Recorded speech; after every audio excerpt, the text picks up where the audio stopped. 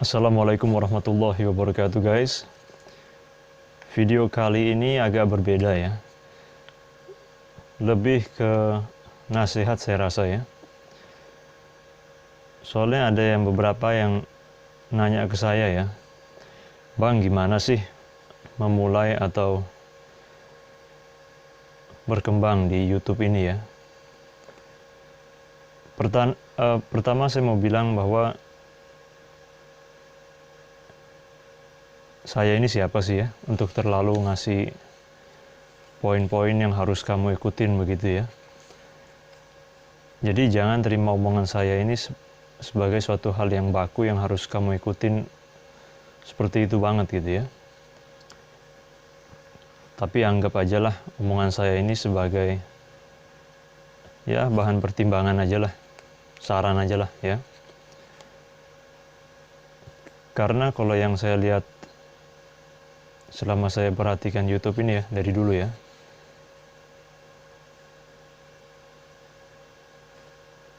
dulu bedanya kan saya bikin channel ya, justru karena udah lama udah nggak lagi aktif dan udah lama bertahun-tahun itu ya. Dan terakhir ini baru sekarang ini tahun 2021 saya baru mulai lagi. Saya melihat YouTube itu benar-benar berubah loh. Kalau saya bilang drastis banget ya. Karena waktu saya melihat misalnya di bagian YouTube Studio itu ya, sekarang itu detailnya banyak banget. Dulu nggak begitu. Misalnya contoh di bagian analitik ya, itu informasinya banyak banget saya lihat. Dari mulai kamu bisa melihat arah trafficnya dari mana, apakah dari web search atau dari yang lain-lainnya ya, atau ada juga dari negara mana yang nonton, terus sampai ke retensinya berapa menit gitu ya, dan semua detail-detail itu. Jadi sebenarnya YouTube sekarang ini seperti memberikan kamu alat ya untuk mengecek progres kamu atau kemajuan kamu atau perkembangan channel kamu gitu loh. Dulu itu nggak ada. Jadi sekarang yang penting itu kamu bisa melihat atau kamu pelajarin apa sih sebenarnya alat-alat ini gitu ya. Terus kamu bisa manfaatkan itu. Oke, kembali ke topik ya.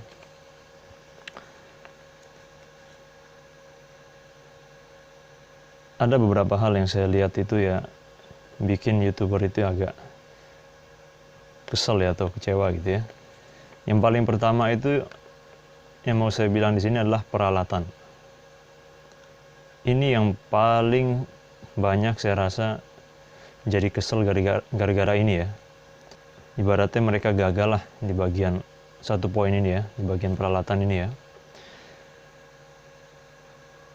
Karena banyak di antara mereka yang kesal, mereka udah beli, misalnya yang datang ke saya itu nanya, Bang ini saya udah beli kamera yang mahal, terus dan alat-alat aksesoris mahal lainnya kan. Kalau kamu beli kamera-kamera yang jutaan itu misalnya sama aksesori yang kayak gimbal-gimbal yang mahal kan lumayan juga harganya ya. Terus seakan-akan dia berkata ke saya tuh, terus mana subscribernya, mana viewernya gitu, kok nggak ada gitu ya. Makanya kalau saran saya sih, kamu nggak usah keluarin uang banyak buat peralatan gitu loh. Dan malah menurut saya itu gara-gara peralatan ini banyak yang tertunda untuk memulai ya. Karena mereka merasa bahwa wah peralatan saya misalnya belum lengkap nih, begitu ya.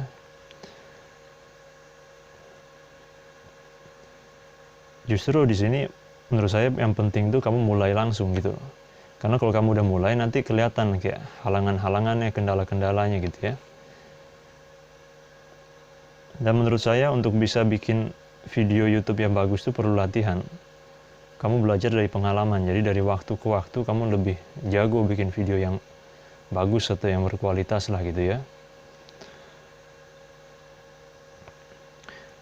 Dan seperti yang saya bilang di video sebelumnya itu, nggak ada salahnya kamu itu memulai dengan alat yang kamu punya. Kamu nggak punya kamera mahal, ya pakai smartphone kamu aja. Smartphone kamu jadul, misalnya dari aplikasi bawaan untuk rekamnya kurang bagus, ya kita akalin. Kemarin kita pakai open kamera ini, sekarang saya pakai itu. Dan alhamdulillah bagus kok. Lumayan lah, ya kan? Tapi jangan salah terima juga dan omongan saya ya. Bukan berarti punya semua barang-barang mahal atau alat-alat mahal itu nggak bagus ya. Karena dengan alat-alat itu kan justru ya pasti ada perbedaan lah ya dari segi kualitas ya. Misalnya kayak HP kamu bisanya merekam di 5-8 megapiksel misalnya. Bandingin yang kamera-kamera yang bisa puluhan megapiksel atau smartphone yang baru-baru itu kan. Pasti ada beda lah dari segi hasil atau kualitas gambar ya dan segala macam ya. Cuman yang mau saya tekankan di sini, barang-barang mahal itu nggak menjadi jaminan bahwa kamu akan mendapatkan subscriber ataupun viewer gitu. Jadi ini yang saya mau katakan untuk peralatan ya. Jangan kalian bikin kesalahan di bagian ini gitu. Tampil beda. Kamu harus berbeda, harus unik. Kalau saya misalnya ya, ketika saya melihat ada channel yang melakukan sesuatu yang berbeda, saya akan cenderung untuk melihat channel itu gitu, atau tertarik sama channel itu. Karena sekarang ini kan banyak orang yang melakukan hal yang sama. Misalnya ada suatu game yang sedang booming ya. Jadi semua orang bikin game itu, kontennya tentang game itu. Jadi semuanya sama persis. Dan sebagai pemula ini akan susah untuk kamu untuk berkembang. Malah banyak yang saya lihat itu channel-channel pemula ini yang pada akhirnya merasa bahwa mereka harus bersaing sama channel-channel yang besar-besar itu. Seakan-akan dia berkata, ya aku kan lebih jago ya dari dia gitu ya. Tapi kenapa channel gue nggak berkembang misalnya gitu. Tapi itu dia masalahnya. Yang channel-channel besar itu udah terbentuk dia. Dia udah punya audiensnya. Dan dia udah megang pasar itu gitu. Dan akan sangat sulit bagi kamu sebagai pemula untuk bersaing dengan mereka. Itu kenyataannya seperti itu. Jadi coba bikin sesuatu konten yang unik, yang berbeda. Sehingga kamu bisa membentuk suatu audiensmu sendiri gitu loh. Yang akan peduli dengan konten yang kamu bikin. Jadi intinya kurang lebih begitu. Ketika ada YouTuber yang katakanlah melonjak ya, itu biasanya karena dia memiliki sesuatu yang berbeda. Pertahankan audiensmu. Kamu sendiri pasti melihat banyak sekali YouTuber yang datang dan pergi. Banyak di antara mereka yang memahami ya cara kerja algoritma YouTube ini. Jadi banyak di antara mereka yang memanfaatkan hal ini dan mereka bisa naik begitu cepat ya. Namun turunnya juga sama cepatnya. Karena mereka tidak bisa mempertahankan audiens mereka itu. Maksud saya YouTube ini sebenarnya tentang personality kamu.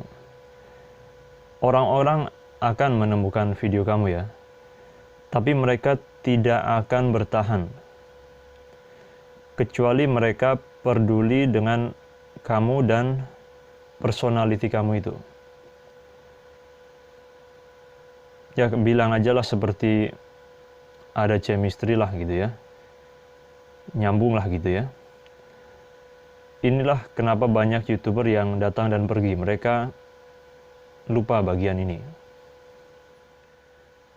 Tidak usah membandingkan channelmu dengan channel-channel besar lainnya.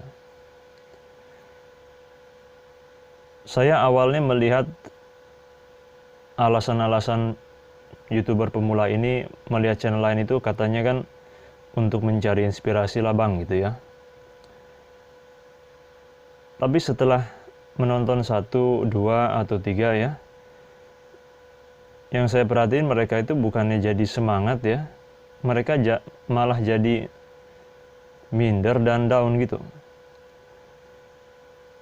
Terus mereka bilang, mereka udah, atau channel-channel besar ini mereka udah duluan bang, dibilang udah punya nama, terus peralatan mereka lengkap, sedangkan aku cuman segini doang gitu kan. Nah jadi itu malah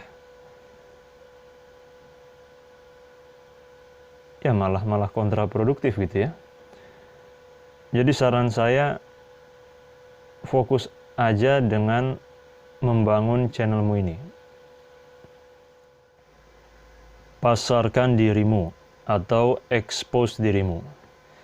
Misalnya kamu ini kan bukan artis ya, jadi akan sulit bagimu untuk mendapatkan base audience itu, atau audience inti itu, katakanlah yang beberapa ratus pertama itu.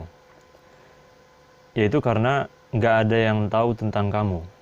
Jadi kamu sendiri yang harus mengekspos diri kamu dan tampil di depan mereka ibaratnya, supaya mereka bisa tahu kamu itu ada di sana gitu.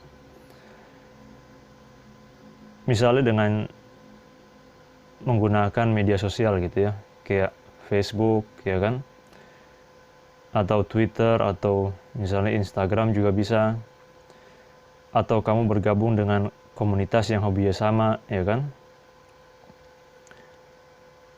atau berkolaborasi dengan YouTuber lain, misalnya dia temanmu juga ya kan, bisa aja itu.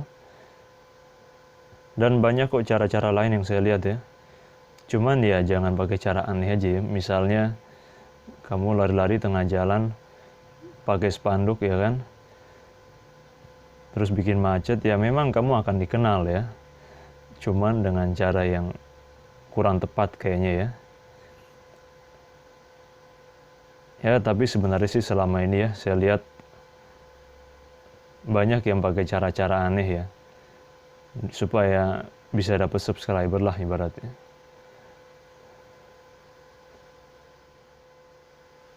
YouTube itu adalah sebuah hobi dan sebuah pekerjaan di saat yang bersamaan.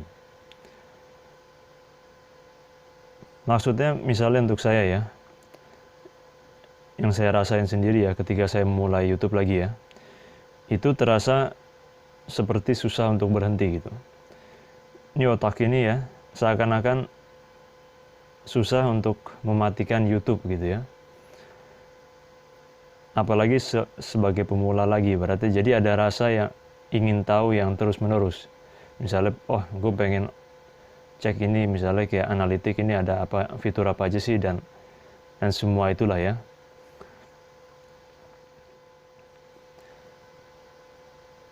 Saya rasa lumayan banyak informasi yang udah saya share di sini ya.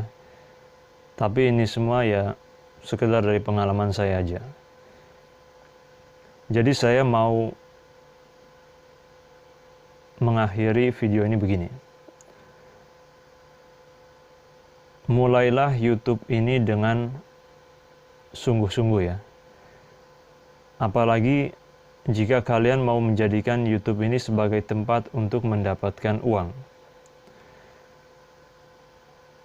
Kamu akan perlu sedikit mengorbankan waktu kamu untuk mau belajar ya tentang cara kerja YouTube ini, khususnya algoritma ini ya. Terus belajar dan mencari informasi, atau misalnya lihat tutorial-tutorial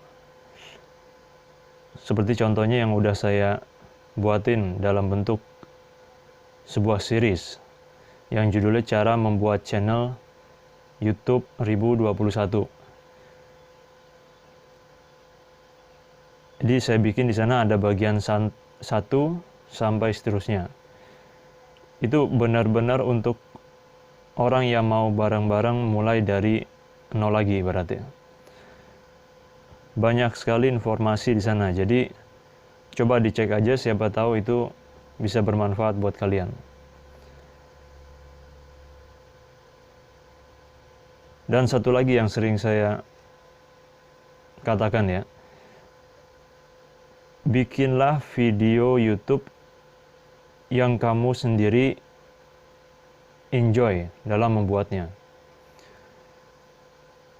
Karena jika kamu nggak enjoy, maka kamu nggak akan bertahan lama di YouTube ini.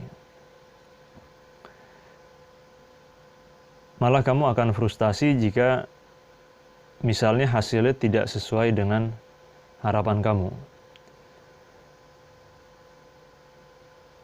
Namun jika kamu enjoy, kamu akan